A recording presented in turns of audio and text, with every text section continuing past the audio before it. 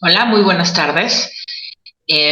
Bienvenidos a El Librero de la Tribu, en donde cada semana hablamos de un libro distinto, lo integramos al librero, platicamos, conocemos un poquito del libro y del autor. Y pues en esta ocasión vamos a hablar de dos libros, no de uno. Y vamos a dividir bueno, vamos a hablar de una trilogía, vamos a dividirlo en dos partes. Hoy vamos a hablar de los primeros dos libros. Para eso me acompaña Sofi. Hola, muchas gracias, Sofi. ¿Cómo estás? Hola, hola, muchas gracias por invitarme de nuevo.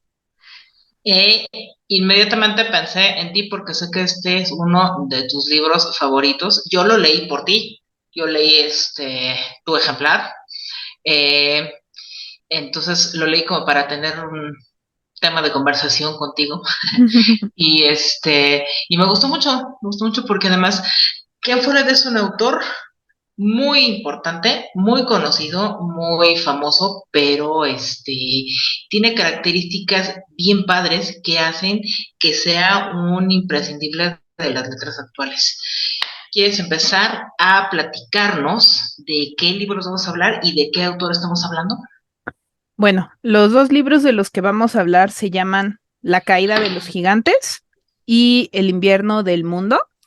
Son las partes uno y 2 de una trilogía que se llama El siglo, y el tercer libro que no vamos a abordar en este momento se llama El umbral de la eternidad.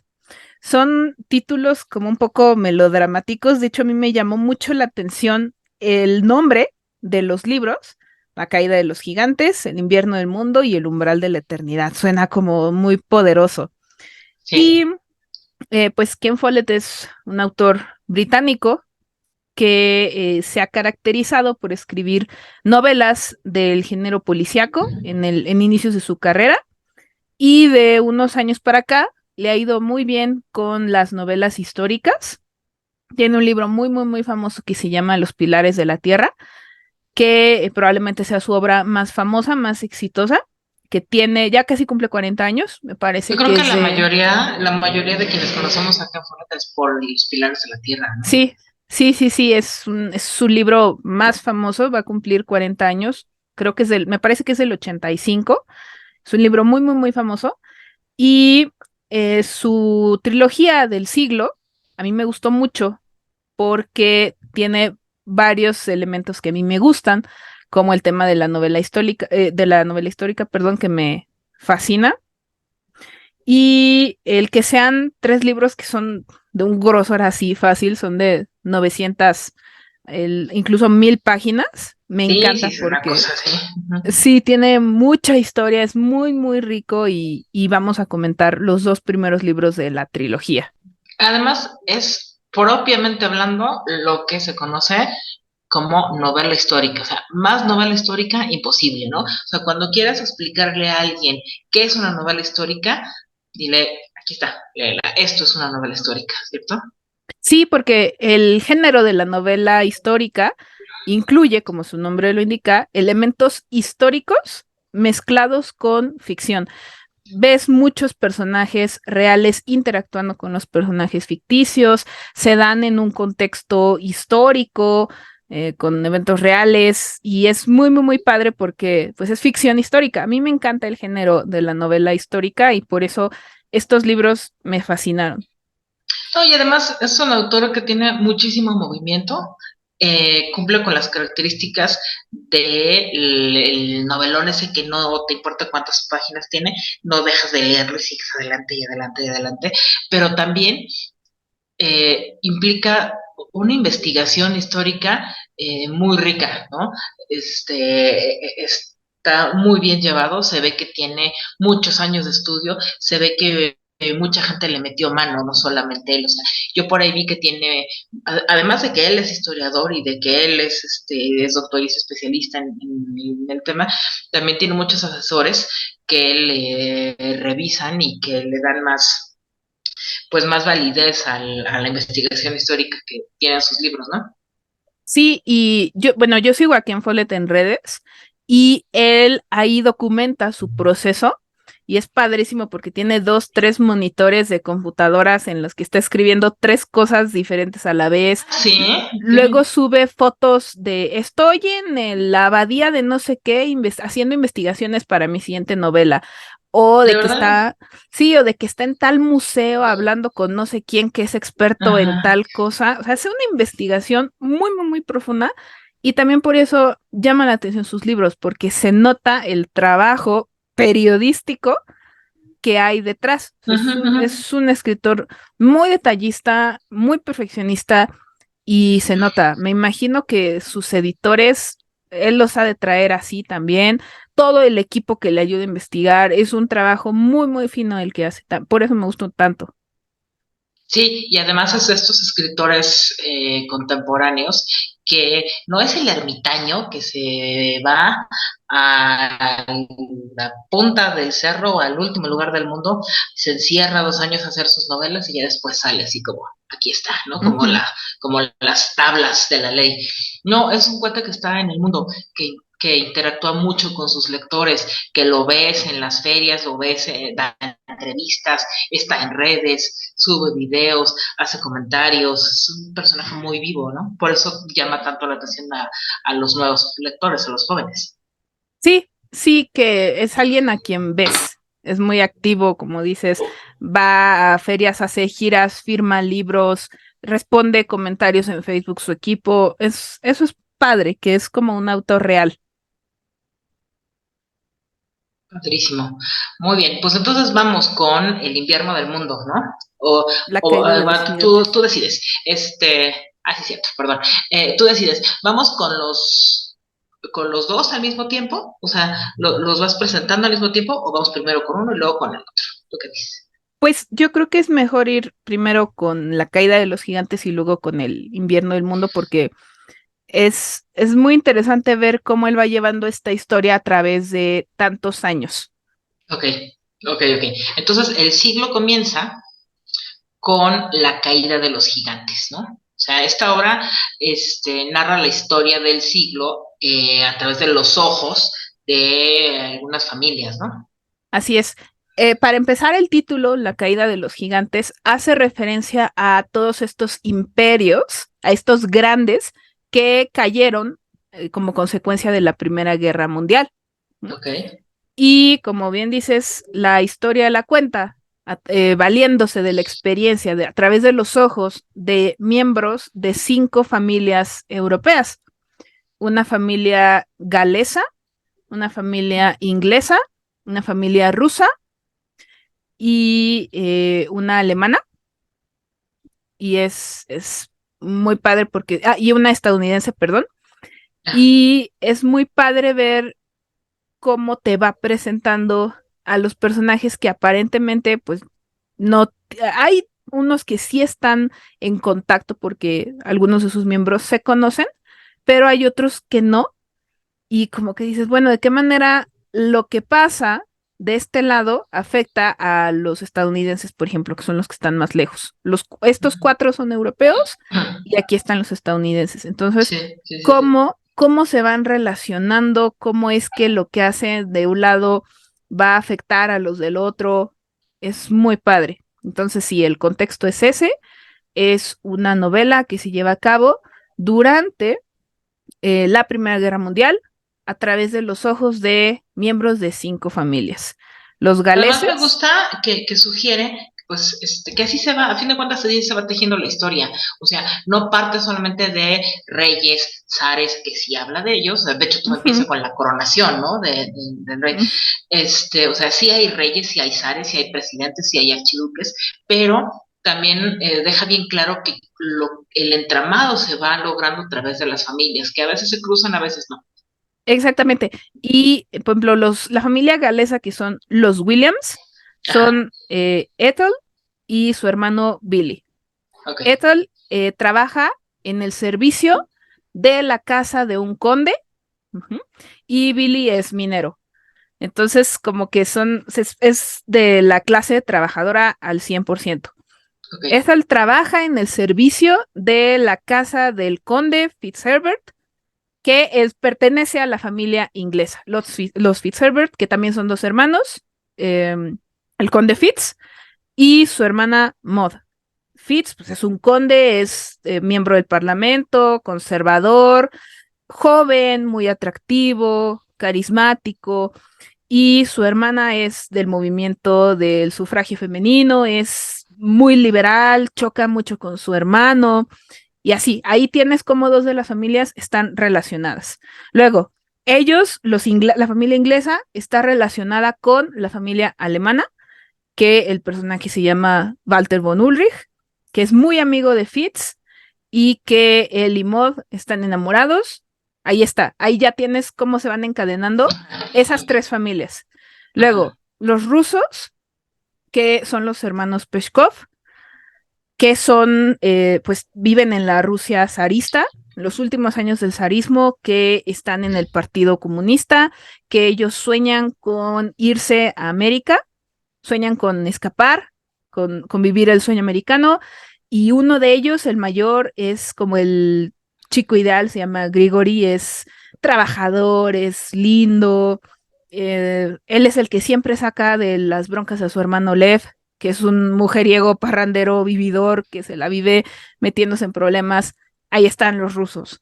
Y del lado de Estados Unidos, que es como, pues la parte occidental, digámoslo así, tenemos a un joven diplomático que trabaja con el presidente y de ahí vas viendo, él no tiene Con mucho que Woodrow ver Wilson, ¿no? con Woodrow Wilson, exactamente, Ajá. es Gus Dewar, se llama, y a través de él ves como todo el involucramiento de Estados Unidos en la guerra. Él es el que menos contacto tiene con los de Europa, aunque sí llega a conocerlos en viajes que hace, pero él es como que el que está más aislado, Más aislado, digamos. ok, La conexión ok. se va a dar después, en libros posteriores, En pero libros así a posteriores. primera vista, Ok. Gus es el que está más separado y ahí están las 5 familias, de contextos muy diferentes, pero que se van a ver relacionados por el contexto de la Primera Guerra Mundial.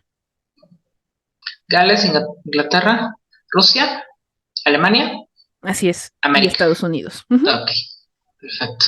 No, y además, la enemistad de la clase obrera y la clase noble, que a su vez es una metáfora de la enemistad de los galeses con los ingleses, ¿no?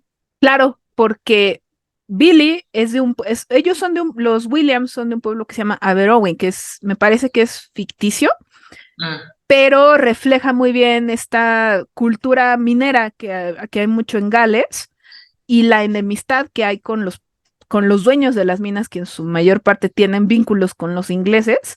Y sí, esta enemistad que siempre ha habido, este pique, pues, de los que trabajan y los que se hacen ricos a consta de. claro, Es claro. muy padre ver eso. Es más, el mismo Ken Follett, si no mal recuerdo, es galés. Entonces es interesante. Ahorita Ya, lo ya, ya, ya. corroboro, pero es Ajá. muy... Sí, es galés, es de Cardiff. ¿Gales? Ujú. Ok, ok. Entonces él pone mucho también de esa vivencia que ha tenido. Todas las novelas de Ken Follett, desde Los Pilares de la Tierra, son ambiciosas, ¿verdad? Él es un autor muy ambicioso, o sea, se va a lo grande, a lo bestia.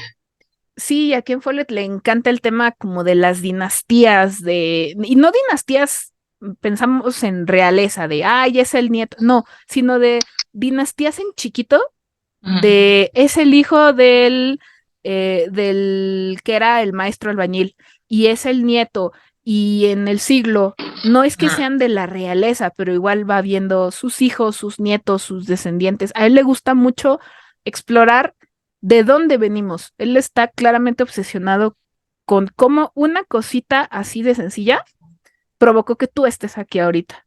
Exacto. Sí, Eso es sí, sí, algo que me eso gusta me mucho. encanta. Sí, Ujú. eso me encanta. O sea, cómo conjuga la historia en grande, claro, la historia en chiquito, como bien lo dices, ¿no? Pues es que tampoco hace falta hacer una gran reflexión para percatarnos de que somos el resultado de un montón de interacciones familiares y de que el hecho de que algún ancestro por ahí haya decidido mudarse de una ciudad a otra o voltear a ver a una persona y no a otra, trae como resultado que nosotros, cada uno de nosotros estamos aquí. Entonces, Sí, eso me gusta mucho, es un tema que siempre está en el aire en las novelas de que fueron en especial en esta. sí, sí es algo que en esta trilogía se nota mucho porque en los tres libros los protagonistas siguen siendo las cinco familias, pero en tres generaciones distintas. Ya. En La caída de los gigantes son esos personajes que acabo de mencionar, en El invierno del mundo son sus hijos y Ajá, en El ajá. umbral de la eternidad son sus nietos. Sí, sí, sí. Y son personajes que cada uno tiene su personalidad. Y eso está padrísimo. No es que se repitan, que sean los mismos, no, cada uno tiene su personalidad y cada uno pasa Sí. por situaciones muy diferentes. Algo así como los Buen Día, ¿no? En Macondo. Ujú. Sí que vas viendo mucho esta parte generacional y así como Ajá. los abuelos fueron parte de la Primera Guerra Mundial, los hijos de la Segunda y los nietos de la Guerra Fría. Ok, ok. Bueno, ¿qué más? Síguele. Ok, aquí lo padre es ver cómo la Primera Guerra Mundial afecta a cada uno de ellos.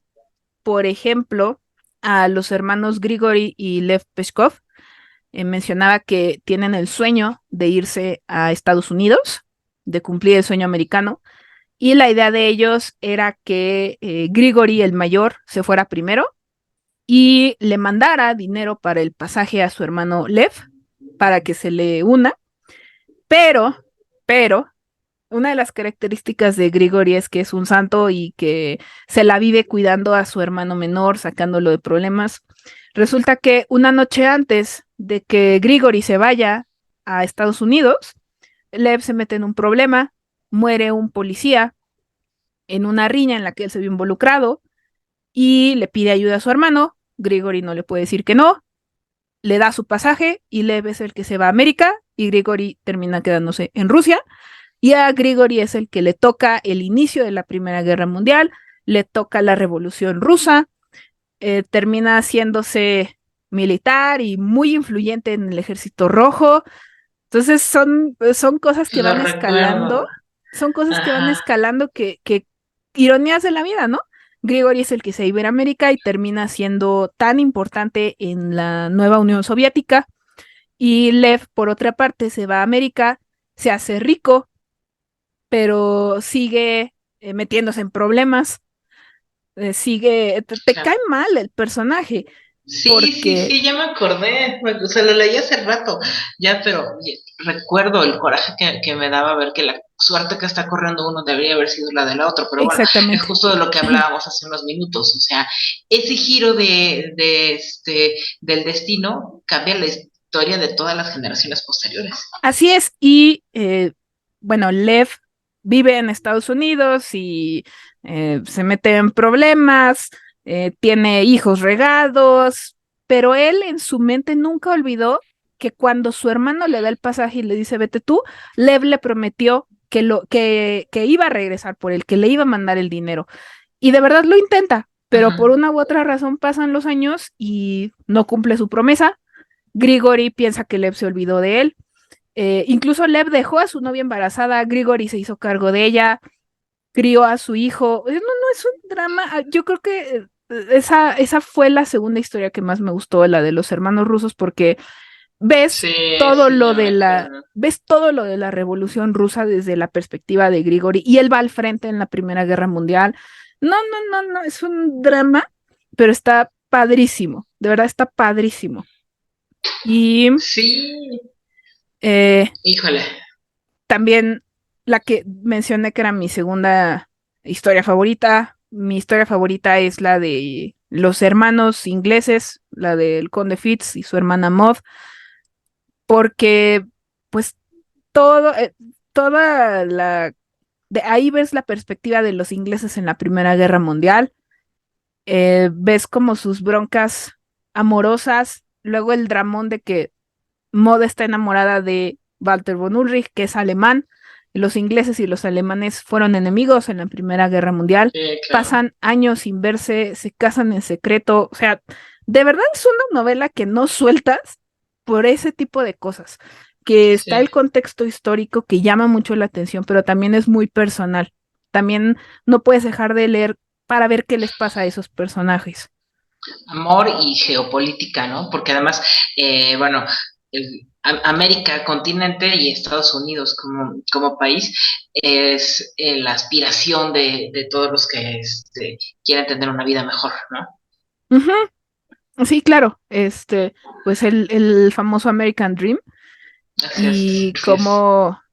como uno sí lo logra y el otro era lo que soñaba, pero al final se queda y tampoco es que le vaya mal, de hecho le va súper bien. Y de hecho, cerca del final del libro, los hermanos se vuelven a encontrar después de muchos años y Lev le dice a Grigori, ya tengo suficiente dinero para que te vengas conmigo a América. Y Grigori le dice, no, no, no, ya no tenemos que irnos porque el zar ya no está. Hemos construido un nuevo estado. Tú vente acá. Y Lev le dice, no, pues es que cómo me voy a regresar después de haberme ido a Estados Unidos. Y es muy interesante ver cómo las circunstancias, eran hermanos muy unidos, cómo las circunstancias jalan a uno hacia lados completamente Los opuestos. dos opuestos del globo. Así Qué es. interesante. Sí, sí, sí, es buenísimo.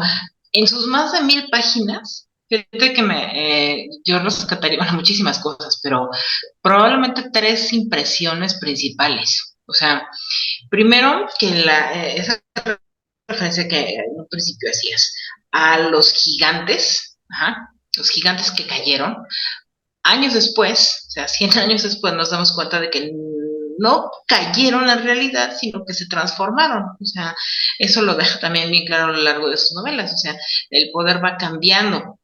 Si bien algunas cabezas rodaron, o sea, ya no está el zar, ya no está el Kaiser, ya no está el archiduque, ajá, esos personajes tan grandes o de una u otra manera pues cayeron. Pero aunque el mundo se ha democratizado un poco más, uh-huh, las antiguas familias, nobles, aristócratas, los dueños de los medios, etcétera, siguen ostentando el poder y la influencia. O sea, las historias ya sé que me estoy viendo un poco chaira con mi discurso, pero las historias de Ken Follett se ve pues esa polaridad, no precisamente, no se trata solo de lucha de clases, ni mucho menos, sino contrastes, ¿no? O Ujú. sea, a la luz de esos contrastes se va tejiendo la historia. Entonces, bueno, esa es una de esas ideas que sugeriría que los gigantes pues se transformaron, ¿no? Segunda, que ya lo mencionaste, que la novela es el resultado de una súper investigación, inspiración y un proceso creativo muy interesante que yo no conocía, lo que estás diciendo, de un autor muy fértil como Ken Follett, que se contrasta con documentos históricos que le puedes googlear y ver, ah, sí, cierto, o sea, esto Ujú. sí es tal como lo está diciendo, que está revisado con especialistas. O sea, es una historia muy verosímil y al mismo tiempo muy verosímil históricamente y al mismo tiempo es un agasajo literario, ¿no? Y otro que más o menos mencioné hace ratito, de que la narración de la novela, o sea, que estamos hablando de 5 familias, ¿no? Y que son las mismas familias a lo largo de las otras partes de la trilogía, ¿no? Entonces, te decía más o menos como los Buendía, qué sé yo, en Cien años de soledad.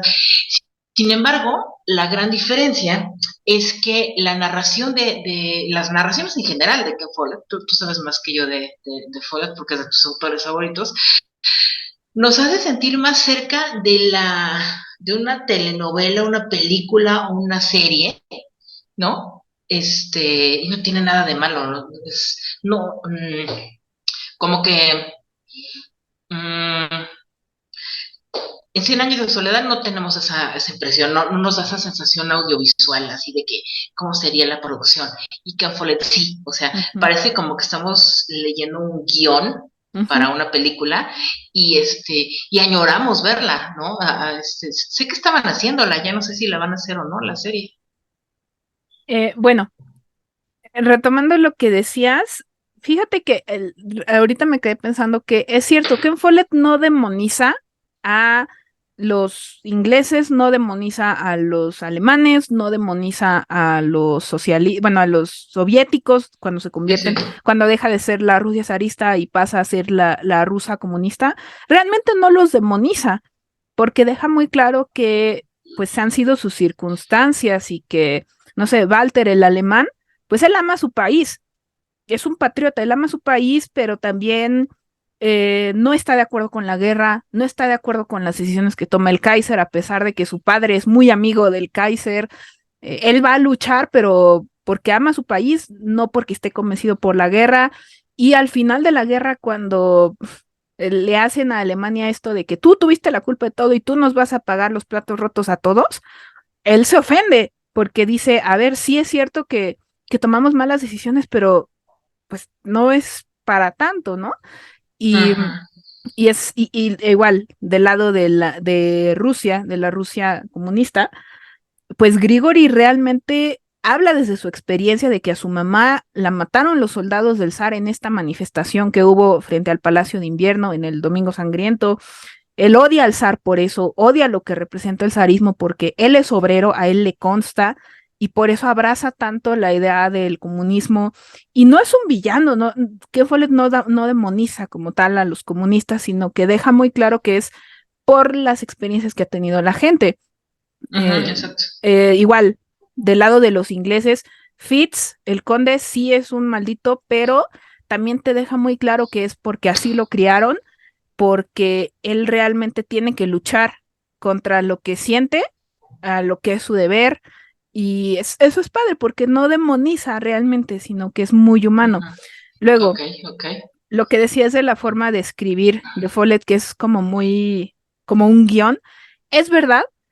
De hecho, yo conocí a Ken Follett porque vi la serie, la adaptación a serie que hicieron de Los Pilares de la Tierra y dije, esto está increíble, voy a leer el libro. Y así fue como lo descubrí. Me gustó muchísimo porque es muy, muy similar. Parece que hasta lo escribió con ese plan. Ujú. Y hace como... Y sí, yo desde que leí la trilogía del siglo dije, esto tiene que ser una serie. Y sería una serie espectacular porque él lo está planteando así. Y hace como 11 años se hizo el anuncio de que iba a haber una serie del siglo, pero como que lo congelaron. Y apenas hace unos meses vi que el mismo Follett decía en su página o sea, que la idea se iba a retomar y que iban a hacer una serie Mm. sobre, primero sobre la caída de los gigantes y viendo cómo era la recepción, porque es un proyecto muy ambicioso, se iban a seguir con los otros dos. Espero que ahora sí vaya en serio. Tiene unos meses que lo vi, no tiene mucho, y sí, creo que sería una serie maravillosa, de muchísimo presupuesto, una cosa ambiciosísima, pero Sí, estaría espectacular. pero además Ford es un autor ya comprobadísimo que Ujú. sus series son, despegan con tubo, ¿no? Muy bien, oye, y del invierno del mundo, o sea, ¿cuál es la conexión? ¿Cómo pasamos de la caída de los gigantes al invierno del mundo?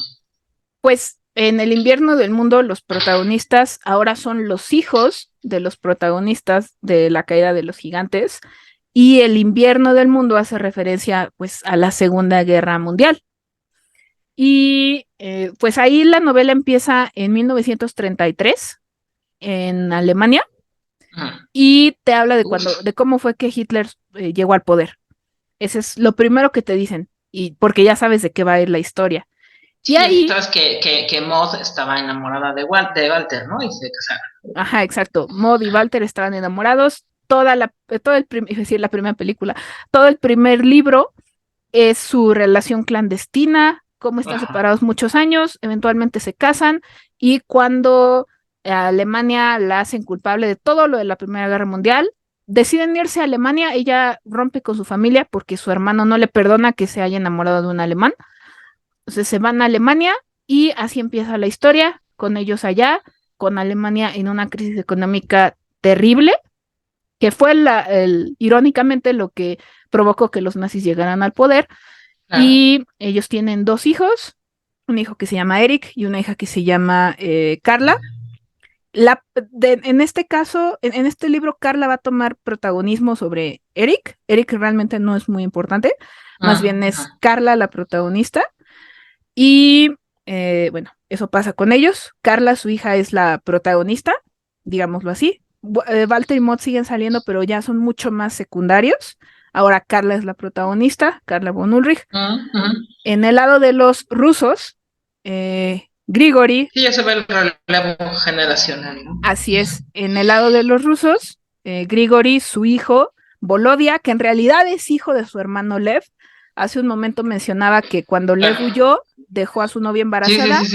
Grigori se hizo cargo de ella, eventualmente se casó, él crió al hijo de su hermano como si fuera suyo, Volodia, se llama Vladimir, pero siempre le dicen Volodia, y también tiene una hija que se llama Ana, me parece, pero Ana no es importante, eso es en el tercer libro, porque los hijos de Ana son los protagonistas en el umbral de la eternidad, pero en este libro, en el segundo libro, Ana no es importante, sino su hermano Volodia, que en realidad es su primo. En el lado estadounidense, los hijos de Ghost Duar, sus dos hijos hombres son los protagonistas norteamericanos, y en los ingleses está el hijo del conde Fitz, que tuvo con Maud, que era de la familia galesa, la que trabajaba como en el servicio de su mansión. Es su hijo, tuvo un hijo con ella, tuvieron un hijo, obviamente no reconocido, que se llama Lloyd. Lloyd en honor a un primer ministro británico laborista que se llamaba Lloyd, por eso el hijo se llama Lloyd, porque Ethel se hace, entra en la política, su hijo le pone Lloyd, él es el protagonista de parte de los galeses ingleses, y ahí ya no hay un protagonista galés, sino como que se fusionan en Lloyd. Y del lado de los americanos también tenemos a Daisy Peshkov, que es la hija de Lev. De Lev, el hermano ruso que emigró en el primer libro, tiene una hija en América que se llama Daisy. Entonces, ellos son nuestros nuevos protagonistas, son hijos de los protagonistas del primer libro, y todo lo que viven durante la Segunda Guerra Mundial, que también está increíble, muy, muy, muy padre. Sí. Ahí, igual. Nos encontramos datos, nos encontramos una investigación muy fuerte, combinación de cosas históricas con ficticias, ¿no? Ahí la parte que más me gustó fue que Daisy Peshkov, la hija de Lev, termina emigrando a Inglaterra por azares del destino, y porque se casa, curiosamente, chequen cómo se van relacionando las familias sin que ellos lo sepan. Daisy se casa con el hijo del conde Fitz, pero con su hijo legítimo, el que tuvo con su esposa, su heredero, que se llama Boy. Entonces se casa con él, pero es muy infeliz y termina siendo conductora de ambulancias durante el Blitz, el bombardeo de Alemania a Londres. Entonces es padre ver su perspectiva de la guerra, de la Segunda Guerra, y ella era odiosa, era una socialité, hija de papi, rica. ¡Qué padre! Pero eso fue su bajón, y es padre ver cómo se empapa, por así decirlo, de la experiencia de la guerra, y eventualmente ella termina casándose con Lloyd, con el hijo del conde Fitz y de Ethel, medio hermano de su esposo. Cuando se separa de su esposo, termina casándose con su medio hermano sin saberlo, y así ahí sí se emparejan dos de las familias originales.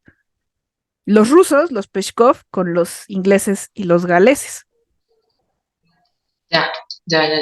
Fíjate qué padre. No lo sé, pero creo que alguna de las preguntas que busca responder esta trilogía es, estas dos primeras partes, ¿cómo se fue conjuntando la civilización occidental del siglo XX, ¿no?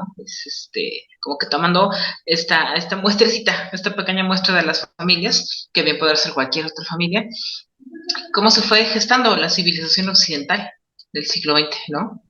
Sí, claro, y aparte aborda este tema, por medio de los Peshkov, este tema de la migración, de cómo a Estados Unidos llegaron tantos migrantes de Europa por la cuestión de la guerra, y cómo sus descendientes son los estadounidenses modernos. También me hubiera gustado mucho que hubiera una familia española, a lo mejor. Sí, eso me faltó. sobre todo Sí, por la Guerra Civil Española y cómo sí, llegaron claro. a México. Eso me hubiera gustado mucho verlo también. Sí, eso te lo quería, eso más bien lo quería guardar para la siguiente, ajá, pero a mí me faltó un componente latinoamericano y español, porque fue muy importante el papel de países como Argentina en lo que pasó después de la Segunda Guerra Mundial, México y la Guerra Civil Española, sí, ahí me lo debió y no sé cuál será la razón de que no lo haya hecho, o sea, tal vez ya se le hacía demasiado, pero sí, sí está incompleta, ¿eh? Esa parte sí me hace falta. Pero, híjole, otra cosa que me gusta mucho de cualquier novela histórica, pero de una tan bien hecha como esta, es que sí, busca representar lo real desde la ficción, ¿no? O sea, busca plantear estas dos partes. Solo que esta representación no necesariamente es objetiva, ¿no? Sí tiene sentidos, tiene valoraciones, está orientada así por ciertos significados, tiene valores, los protagonistas ficticios sí expresan versiones de la historia desde cierto punto de vista, desde ángulos ideológicos que no los elude, está bien, pues es una novela, y no tiene la pretensión de objetividad que debe tener la disciplina histórica, propiamente dicha, si no, pues para eso agarras un libro de historia y un libro de historia, una enciclopedia y la lees, ¿no? Aquí no, aquí es una excelente manera de acercarte a la verdad histórica y con las características propias de la literatura. Sí, y es verdad que Ken Follett es de una ideología más liberal. O sea, aunque Ajá, intenta ser objetivo, sí hay momentos en los que hace mucho énfasis en que para él los conservadores británicos son malos. Bueno, más que ajá, malos, que no está de acuerdo con. Y sí, sí hay momentos en los que se puede ver, pero también porque tú sí, lo conoces a Ken Follett y sabes que él es de una ideología más liberal ya, ya, ya. en el contexto británico. Y sí hay momentos en los que se le va la objetividad y sí notas los conservadores son malos y los liberales son buenos, pero sobre Pues todo sí. se ve en el tercer libro. En los primeros dos siento yo que no tanto, es más bien en el Ok. tercero, pero sí intenta ser un poco más objetivo, aunque a veces sí se percibe que no simpatiza con la ideología de los conservadores. Pues sí. Pues es que no tenía por qué ser objetivo. O sea, Pues no, es su libro, pues te digo, el que no le parezca, pues que agarre una enciclopedia de historia y ahí lo revise, ¿no? es una Aquí novela. sí, exactamente. Muy bien, pues vamos a dejar para la siguiente, la tercera parte, porque todavía hay mucha tela de dónde cortar con las historias, la importancia de las aventuras de estas familias, que, como decíamos, pues son una pequeña muestra de cómo se van tejiendo distintas cuestiones de la civilización occidental, increíble siglo XX, ¿no? Luego no sé qué te parezca a ti, pero de pronto parecía que cada libro se refería a un siglo distinto, o sea, parece mentira que tanta cosa haya pasado en un solo siglo. Sí, sí, porque incluso en la parte de atrás del primer libro de La caída de los gigantes dice, esta es la historia de mis abuelos y de los suyos, de mis padres y de los suyos. O sea, hace mucho énfasis en que mm, es la historia de Europa realmente y Ujú. cómo muchas veces por la migración nosotros no sabemos por qué pasaron nuestros antepasados. Cuando tú llegas al tercer libro, no te da la pista de que los nietos sepan qué pasaron sus abuelos, o no Ajá, tan ok, general. O sea, los nietos de Grigori dicen, ah, pues sí sé que mi abuelo peleó en la Primera Guerra Mundial, pero no se saben tantos detalles como tú lo viste en el libro. O los hijos de Lloyd, los nietos del conde Fitz y de Ethel, no se saben todo el contexto de cómo fue que nació su padre. claro, Entonces, es muy interesante que tú sí lo puedas ver, que tengas la primera fila. Y sí, yo creo que habla de cómo se desarrolló la bomba atómica, eh, Sí habla de la Guerra Civil Española, pero la menciona muy poco. Sí, Es como apenas. un pasaje X y ya. Ujú. Y yo creo que eso hizo falta. Creo que hizo muchísima falta lo de la Guerra Civil Española porque fue muy trascendente para Europa y para la historia de América Latina también. Eh, Eso del cómo se desarrolló la bomba atómica se me hace increíble. En el tercer libro, que no vamos a profundizar, pero habla de la crisis de los misiles, habla de la Sí, invasión sí, sí. británica, musicalmente hablando. Entonces, y mira que el tercer libro no me gusta mucho, pero sigue ahondando mucho en temas históricos y sobre todo te hace pensar habla de los derechos civiles en Estados Unidos, que Ujú, también está ujú. padrísimo. Y en el segundo libro también, Lev tiene un hijo ilegítimo que tuvo con una mujer negra. Entonces ves la perspectiva de alguien birracial en Estados Unidos, del racismo, cómo se va empezando a gestar lo de la lucha por los derechos civiles. Ujú. Habla de muchísimas cosas. Es una novela muy, muy ambiciosa. Y también creo que al ser una novela tan ambiciosa, hay cosas en las que podría haber profundizado más. O sea, tampoco es perfecto, porque no lo es. Hay cosas en las que pudo haber profundizado más, que no se pudo, pero que fácil podría ser otra trilogía que se centre en otras 5 familias de otros países y puede hacer 3 libros igual, Claro, claro. sin Oye, yo problema. me quedaría con, entre muchas otras cosas, con esa reflexión que acabas de hacer de las familias, ¿no? O sea, es una pregunta que todos nos podríamos hacer. O sea, si nos remontáramos a nuestros abuelos, bisabuelos, tatarabuelos, ¿qué decisiones que ellos hayan tomado determinaron lo que ahora nosotros somos? Qué fuerte, Ujú, ¿no? Qué padre. claro, sí, exactamente, que cosas que ni sabes ni te pasan por aquí, Ujú, pero como decías al principio, que alguien haya volteado a ver a alguien en el momento exacto, que alguien haya dicho me voy, que alguien ujú. haya dicho yo no le entro a esto, todas esas cosas es lo que definió que estuviéramos aquí y por eso me gustó tanto estos libros, porque cuando llegas al tercero, ya te echaste la historia de 2 generaciones anteriores y Ujú. ves realmente cómo eso que hizo la primera generación afecta a la tercera, aunque ellos no lo sepan y que saben, no, ni siquiera saben que son parientes de unos rusos Ujú. y, o sea, los americanos Increíble. no saben que son parientes de los rusos y a lo mejor no directo, sino a través de los ingleses.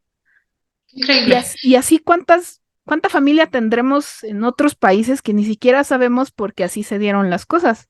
Exactamente. Sí, por eso ahora está tan, como que empieza a ponerse de moda el buscar tu historia genética. De pronto yo decía, bueno, ¿para qué? ¿De qué me sirve saber que tengo un pariente que es, yo que sé qué lugar del mundo? Pero no, o sea, la intención de ir recopilando algo de nuestra historia, recogiendo los pasos de quienes nos precedieron, está genial. Pues bueno, se nos acabó el tiempo, pero creo que es una oportunidad bien padre para abordar temas súper interesantes, este, esta trilogía. Y sí, sí los invitamos a leerla, acercarse a este libro, les va a gustar un montón. Eh, no huyan al ver el tabique del que se trata, se va como agua, de verdad, Sí, sí, sí, son unos tabicotes, pero se va rapidísimo, es de muy volada. entretenido. Sí, Follett es un escritor muy descriptivo y eso ayuda, bueno, por lo menos a mí me ayuda a que me detone la imaginación, muy a bien, imaginar, a que no se haga pesado. muy bien. Pues bueno, nos quedamos con la tarea de darle una revisadita al tercer libro de esta trilogía para discutirlo la siguiente semana. ¿Te parece bien? Me parece muy bien. Muy bien. Pues muchas gracias a quienes se conectaron para escucharnos hoy.